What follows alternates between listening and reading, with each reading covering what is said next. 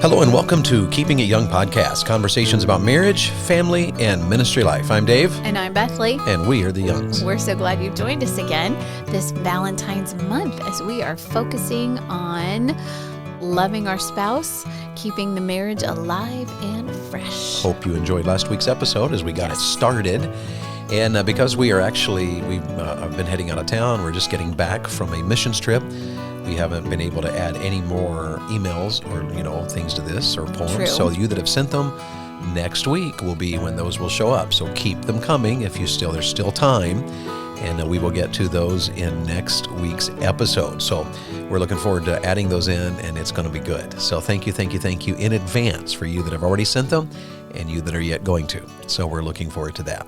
We are in this month here at our home church. I'm speaking this month. This is Family Month. And so I'll be preaching and teaching in the services this week on the family. And I got that idea from Bethany's father. Every February was Family Month. So I'm keeping that alive and looking forward to it. We just love the family. We have great families here, but we want to strengthen them and help them and encourage them.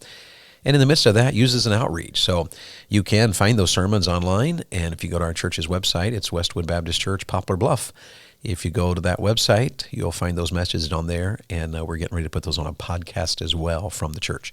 So look those up if you'd just like to hear more just practical Bible teaching on the Christian family. Well, let's just jump in here, and we're talking about how to keep the marriage alive and fresh. The first word was? Decide. You have to decide. Is this what you want? What do you want out of your marriage? Make a decision and get at it. Then you have to do what? Develop. You have to develop. And we said three things: a best friend relationship, and good habits, and trust. Yes. Any other thought on trust that came to your mind? No, I didn't, but I was just thinking about being best friends. There are a lot of married couples that kind of skip over that. They think we're married, but I have a best friend already. It's not my spouse, it's my girlfriend, or it's the guys I hang out with or whatever. And that's just really sad because the best friend relationship in marriage just makes it just better and better and better. It does. And so we highly recommend that you work to have a best friend relationship with your spouse. The word we ended on last week was the word discern. And we want to jump right in and get going on that because we were talking about discerning your spouse's needs or desires. And it's worth our saying again, okay? It's worth our saying again that when you hear about discerning needs and desires, if you automatically go, yes, he needs to figure out mine, or yes, she needs to figure out mine, or she needs to meet mine, or he needs to meet mine, you're already on the wrong path. Because the idea of discernment is to say, I love my spouse and I'm called of God to serve my spouse. What are my spouse's needs? What does my spouse desire? What does my spouse want? Yes. What is her needs? What is his needs? If we go in that direction, man, that is a powerful tool to strengthen a marriage. Yes. And the amazing thing is when we're more about each other than we are being selfish and focused on ourselves, then those needs and desires do get met because both of us are interested in meeting each other's needs and desires. And so it's just a beautiful thing. Sure. And so we have to discern our spouse's needs and desires, which may mean an area of insecurity. And then I will add here, and moms and dads, just be aware, I'm going to talk about the bedroom here in just a moment. So if you need to, put it on pause because, a little one's there and you want to be careful, not going to be risque, but just so you know it's coming. Right. We would even say that when it comes to discernment, discerning, your spouse's needs when it comes to insecurity, but also sexually. Right. That is a very important part of marriage. And later in the month here, we're going to do a little teaching on that because that's part of the Valentine's thinking and everything. Your spouse has needs there. Maybe your spouse needs more or less. And this is an area where we really see couples become self-focused. I can't believe, he, or I can't believe she, or I can't believe he won't, or that he wants, or that she won't. And this becomes a really big issue in a lot of marriages that come to us or reach out to us. So I'm just going to say here that discernment, one of the ways to keep your marriage alive and fresh is discerning your spouse's need in the area of sexuality. And the issue here is whether or not you're focused on your need or your spouse's need. That's probably a good way to just sum it up. Each of us should be willing to give of ourselves for the sexual needs of our spouse. Yes. And the Bible's clear about that. Yes. We're not just saying that. If you go to 1 Corinthians chapter 7, Paul is very adamantly clear that all of our sexual needs are given to us by God for our marriage, and that one of the great privileges of a marriage is that we have the privilege of meeting each other's needs in that area. And isn't this such a weird area how that in a world that is so I mean, how do you say it? So sexually active, so sexually charged. So everything is just sexual. Isn't it amazing that many marriages do struggle in this area? Yes. And don't you think it's because a lot of times it becomes me focused? You know, he's just not meeting my needs, or I can't believe he wants it that much, or she wants it that much. And we become very self-focused on our needs rather than saying, God, how can I meet my spouse's needs? And how can I be aware of my spouse? And I think this is not just about insecurities or not just about our sexuality, but discerning our spouse's needs or desires may just be practically.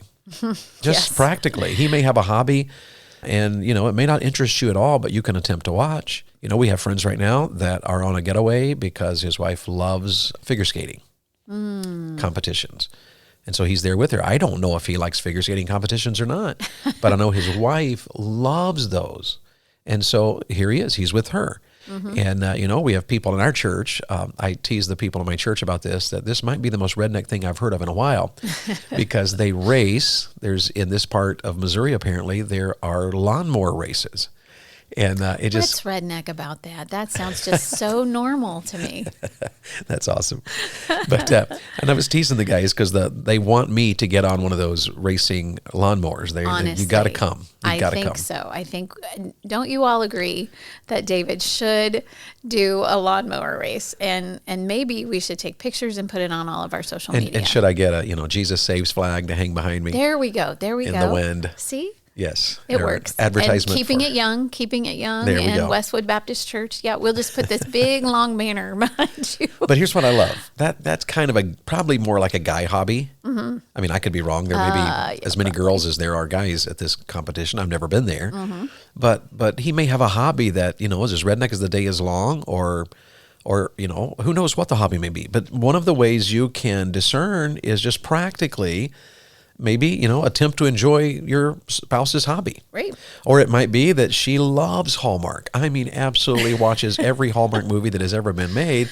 And if that's important to her, maybe you have to learn to sit down sometimes and watch guys chop wood because the girl's upset at them and maybe we just need to watch like Pride and Prejudice or Emma or Little Women, something with a little more substance, but still that girly feel. I'm shuddering just a little bit, but that's so much more substance. That's a need. Those Hallmark movies are awesome because they're predictable. You know exactly what's going to happen in a Hallmark movie. I saw a meme somewhere not long ago that had a picture of people sitting around this, they're like in lab coats, and I think it was a Babylon Bee. But it said something about, the Hallmark creators are they're on the verge of discovering a second plot. And I thought it was hilarious. Made me chuckle. That's hilarious. It may be that your spouse needs more encouragement or more time with you, yes, or some such. Or maybe just some more communication, maybe just time. I don't know, husbands, if your wife is a stay-at-home mom and she's home with the children all day, and then you've been out and about with your coworkers, you've been working and you've had adult conversation all day, and you go home and you're done. You don't want to converse anymore, but she's not had adult conversation all day. Maybe just be discerning in that area. Maybe a half hour of sitting down with her, and maybe you don't have to say a word. Just let her talk and talk and talk and tell you about her day.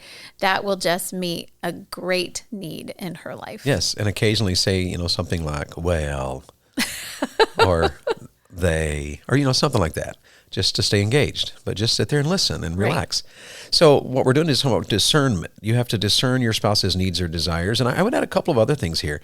We should always be willing to discern what Solomon calls in Song of Solomon chapter 2, be discerning about the little foxes that spoil the vine. And that's a great text because typically, there are marriages we counsel where, oh my word, that is huge. That is astronomical. That's going to take a mountain of work to overcome. But a lot of times those bigger things occur because a ton of little things added up. That's true. And so Solomon said, we got to take care of the little foxes that spoil the vine. That may be a hurt or a conflict of some sort or a busyness. Maybe it's a busy season and, there's a little fox there and, it's just the way it is. You got to be busy right now, but it's doing damage to the vines. And what Saul is saying, you got to be discerning about that. You got to be aware that, okay, this is an area where we got to be alert here because, it may just be a matter of having a conversation and say, hey, I know it's been really busy and I don't like this, and I know you don't like it, but this is coming to an end. And when it does, here's what we're going to do to make up. Yes. So, communicating through that is very important. Yes. What are some other areas of discernment?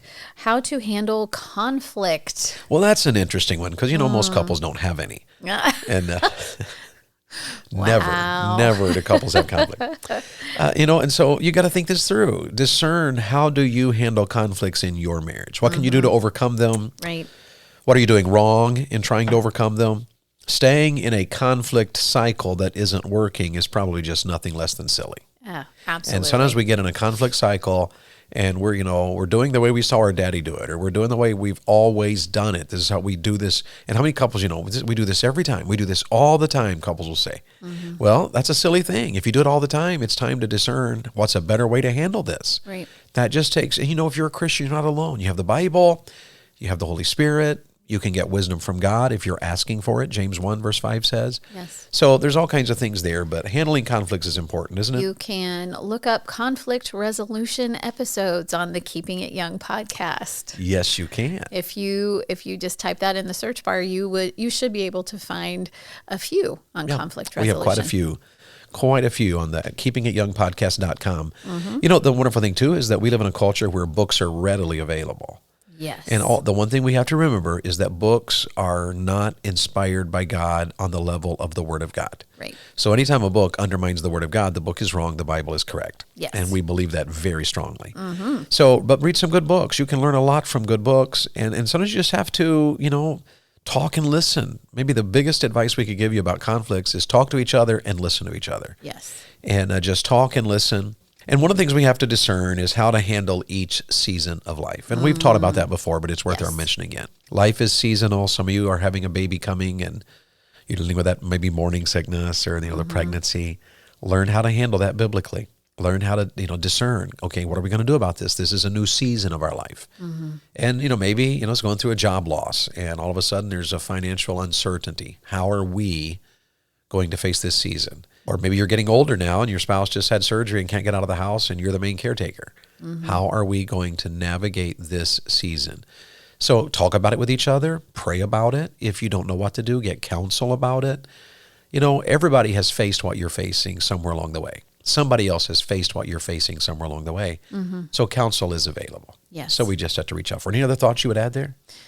Just as you're going through, if sometimes you go through a season of life and you're like, oh, okay, this is a little different, but we got it. But there may be a season that you enter and you're in the middle of it and you're like, we can't do that. I don't even know what's going on. I don't know how to even think about this. Then, as David said, just reach out to someone that maybe is a further down the road than you are, a couple in your church that seems to be godly and has a good marriage. Then just say to them, hey, can we ask you a question? And can I tell you something? You will not scare people who have been married longer than you because they've been there, done that.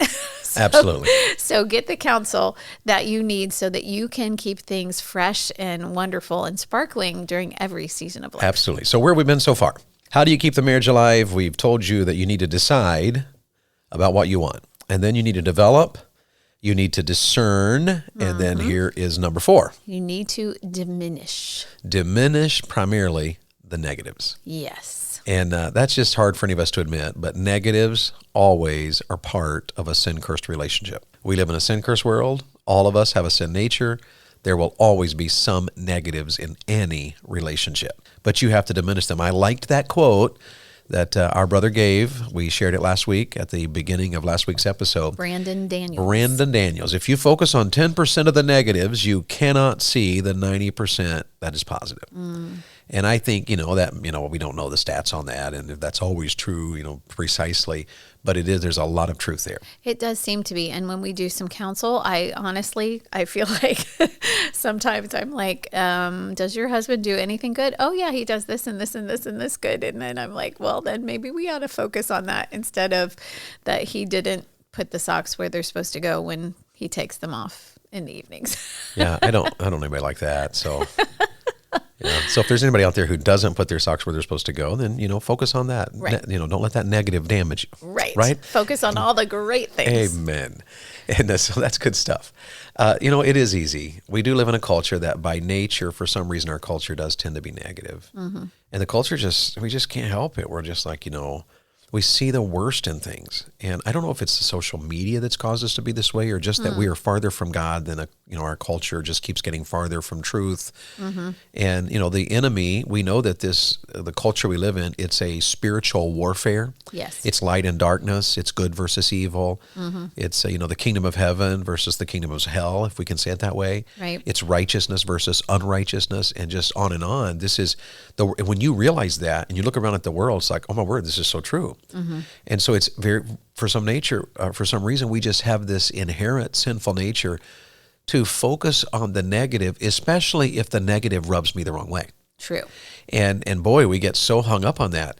And I know you have shared with our audience before, wasn't it Nancy DeMoss, wasn't that Wolgamuth that you quoted before? Is she the one that talked about having a 30 days where you say nothing negative about your spouse? Yes, she has a 30-day challenge. 2 wives that they will go 30 days and not say anything negative about their husbands. And in fact, every day they will say something positive.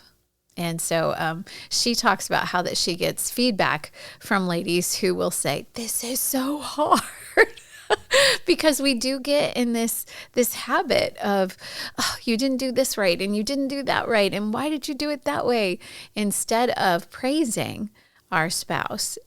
But the feedback she gets after a month of ladies consistently disciplining themselves to focus on the positive and to praise their husbands, that the outcome is just phenomenal. Usually the couple is drawn closer together. The wife doesn't see all those negatives as quickly as she used to, and she is more focused on the positive. And then, ladies, can I just tell you, for whatever reason, just the way that God made our husbands, they rise to the occasion when you praise them.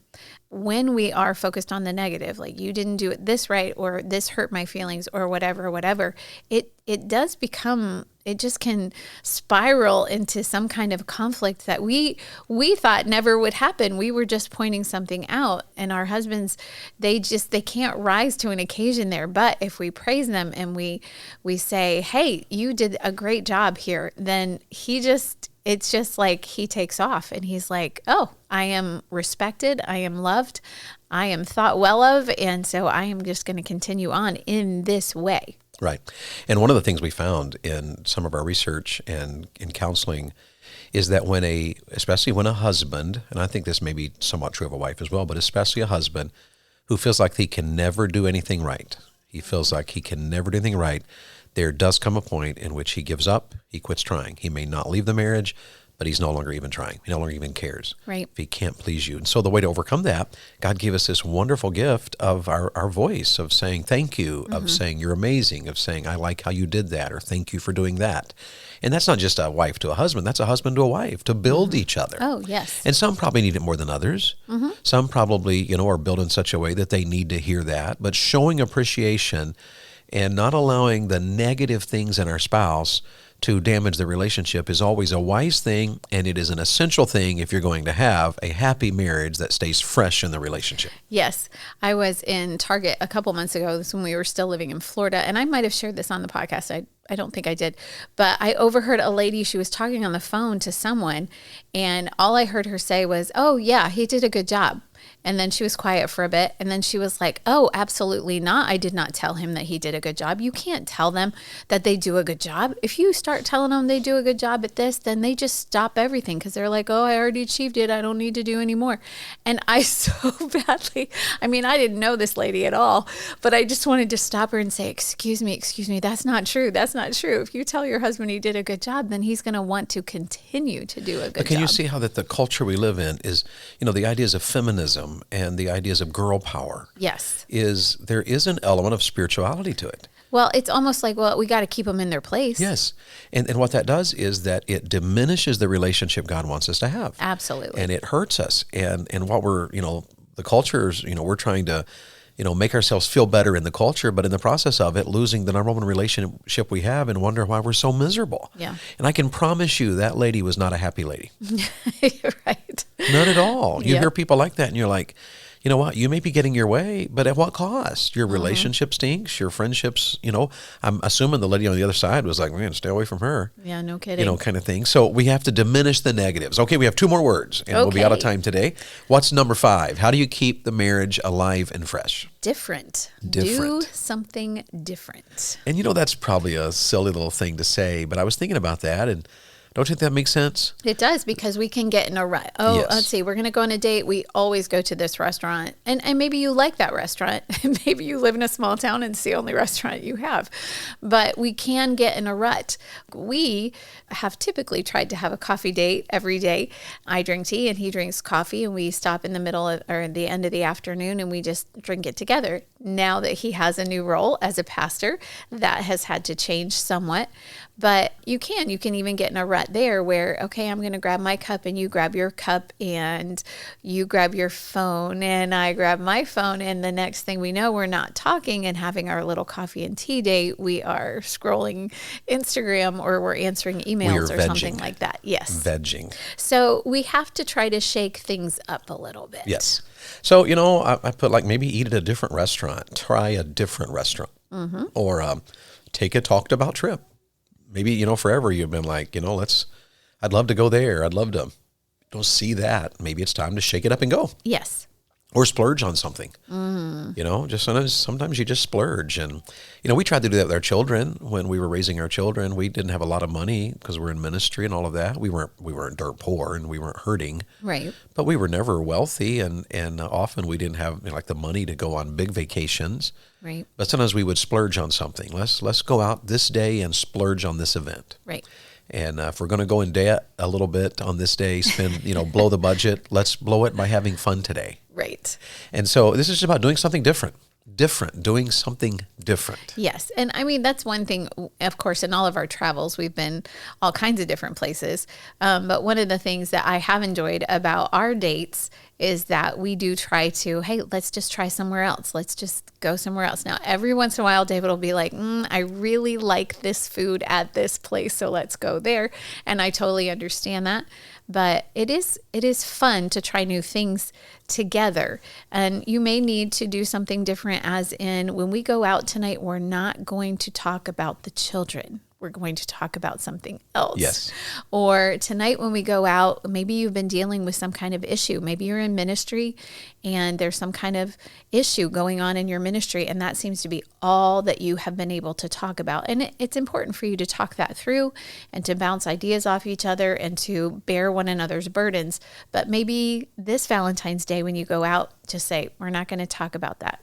And that's just, we're going to leave that at home and we'll pick it up later. Absolutely. We're just going to go out and have a good time and focus on each other. Do you remember the one night that we went on a date, and this was back when we lived in Pensacola, and we went to the pier. Do you remember that? Went down to the beach. Oh, yeah. And it was like $2 a person to get onto the pier, and I paid Yes. it. And we walked out on the pier, and it was dark out there. There was fishermen out there in the water, Yep. And but we sat on the pier and talked, and she kissed me a little bit and couldn't keep her hands off of me. But that was different for us. We didn't normally go to the pier, but we went that night to the pier, and But we it was do special. talk and we do kiss. But kissing on the pier was fun. Yes. And so I don't know what you need to do. Maybe, you live out in the country, you need to go parking. And my wife just raised her eyebrows at me. But I also nodded my head. And so, just shake things up a little bit. Do things differently. There's one more word before we run out of time. And let me just review here for you that maybe weren't here last week. If we're going to keep the marriage alive and fresh, we have to decide, well, here's what we want. We have to develop. We have to discern. We have to diminish the negatives. And we have to be different. Do something different. And Bethany said there's one more word. What is that word? We need to delight. And expound on that word. That's a great word. We just need to be happily married. Sometimes you just need to, can I use the first word again, decide that you're going to get happy.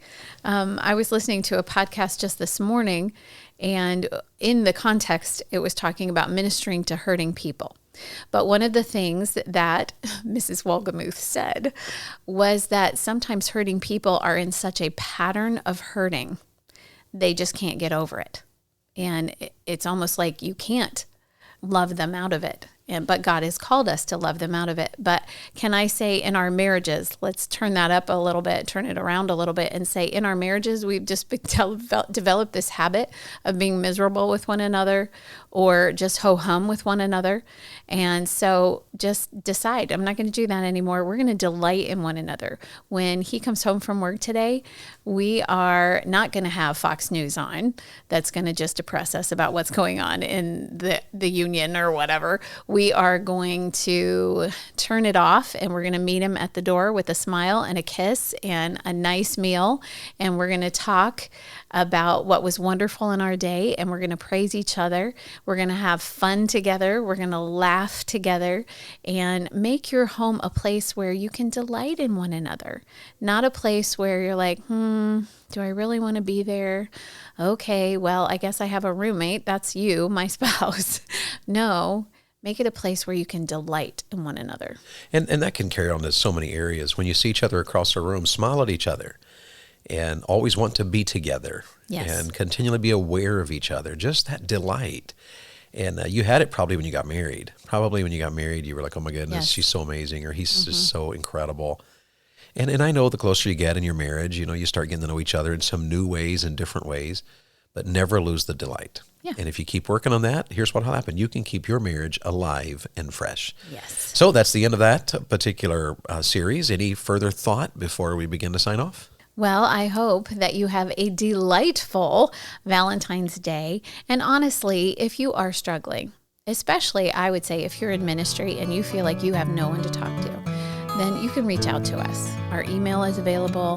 The website is available. You can send us an email and we will get back to you and we will pray with you and try to help you with your marriage. But can I say, those of you who are doing okay, just take it up a notch or two. Amen. And have a wonderful, wonderful Valentine's Day. Laugh together, smile at each other, kiss each other, touch each other, and just keep that love alive and fresh. And I'll add to that, if you're in ministry and you're struggling, you don't know where to turn to, please reach out. We're not experts in any regard, but we would love to help you if we can at all. And you are never alone, so if you need help, it is available for you.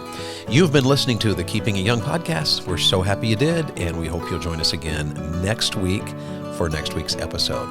And in the meantime, remember, whatever else you do, serve the Lord with gladness. The Keeping It Young podcast is a Bax 5 Media production.